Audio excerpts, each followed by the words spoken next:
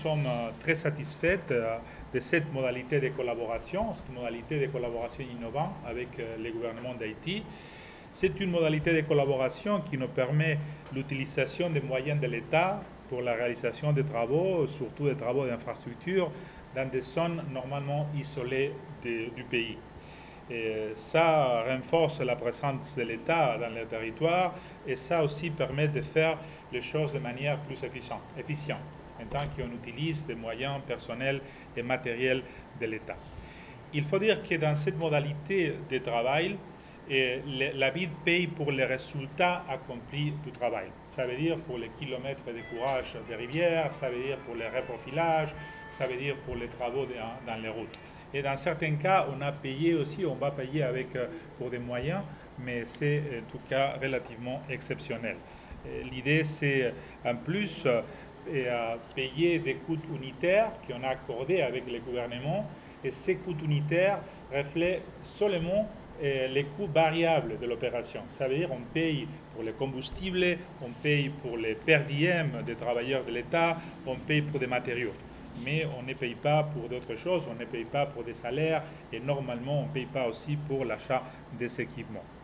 Et on avait prévu l'année passée, quand on a signé le protocole, un investissement de 10 millions de dollars.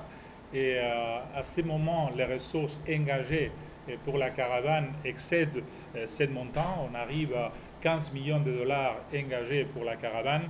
Et il faut dire que 5 millions de dollars, parmi ces 15 millions de dollars, sont dédiés à l'achat d'équipements, des excavatrices. Et on n'inclut pas ici les financements des 200 maisons dans les zones affectées par le cyclone Matthew qu'on est en train de superviser pour les paiements. Ça fera une valeur additionnelle de 1,5 million de dollars. Il faut dire aussi que pour cette année, le protocole qu'on avait signé avec les gouvernements avait une validité d'un an et on va signer un autre protocole. On est en train de discuter maintenant avec les ministères des Travaux publics surtout. Et cet nouveau protocole va être basé dans l'expérience de l'année passée et on va pouvoir faire les choses de manière plus efficiente, plus agile, avec une détermination préalable, par exemple des zones d'intervention, avec aussi un détail beaucoup plus précis de ces standards de qualité, des coûts unitaires. Et on pense à signer ce protocole dans les prochaines semaines avec les ministres des Travaux publics. Et on a prévu aussi un montant de 10 millions de dollars pour le reste de l'année. C'est un montant minimum. Si on a des travaux qui accomplissent les conditions établies, on peut aller au-dessus de ce montant de 10 millions de dollars comme on l'a fait cette année. Je voudrais passer Les interventions de la BID en appui à la caravane s'inscrivent dans 3 secteurs d'activité principaux, les travaux publics, qui seront évoqués tout à l'heure, l'environnement et l'agriculture. En matière d'environnement, nous avons appuyé le financement d'une campagne de reboisement du ministère de l'Environnement, dont vous avez probablement entendu parler, autour du pic Macaya. Et nous avons également appuyé des chantiers que le ministère de l'Environnement est en train de mener pour conserver les sols, toujours dans cette région du parc Macaya, dans le sud d'Haïti. Au total, en faveur du ministère... Vous allez recevoir la présentation avec toutes les données et tous les détails exacts de ces interventions qu'on a financées. Donc ce n'est pas la peine de prendre note, vous allez avoir les chiffres précis. Au total, en appui au ministère de l'Environnement, le montant engagé par la banque s'élève à 130 millions de gourdes sur la période indiquée, c'est-à-dire de septembre 2017 à juin 2018. En ce qui concerne le ministère de l'Agriculture, nous avons consenti un effort financier plus important encore, puisque le montant total s'élève à plus de 500 millions de gourdes sur la période indiquée. Ces engagements concernent 3 sous-secteurs de l'agriculture.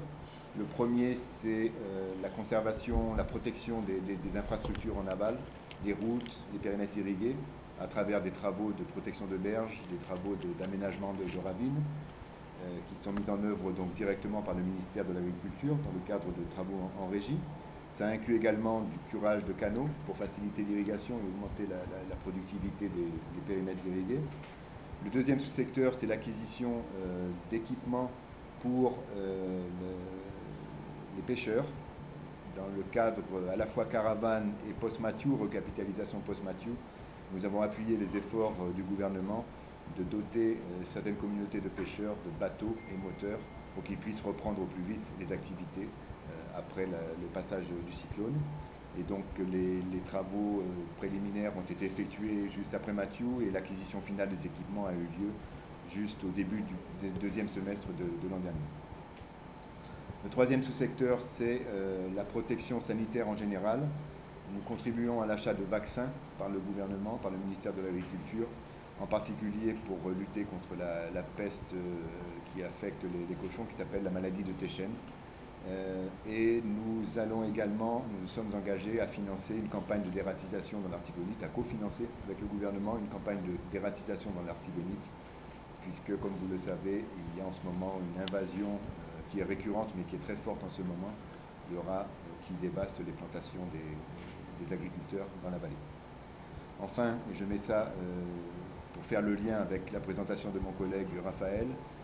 Sur le budget alloué au ministère de l'Agriculture, nous avons réservé une portion pour contribuer à l'acquisition d'excavatrices pour que le ministère de l'Agriculture et le ministère des Travaux publics puissent procéder à des curages de canaux, à des travaux d'infrastructures, de protection, notamment en vue de la saison cyclonique.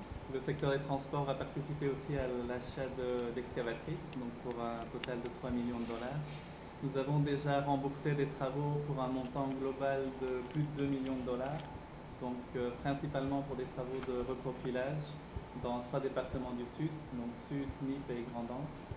Et nous avons aussi participé au remboursement de travaux d'asphaltage et de réparation dans la ville d'Écailles et aussi sur la route de l'aéroport, donc dans les environs de la ville d'Écailles. Donc vous aurez une carte avec les tronçons en question.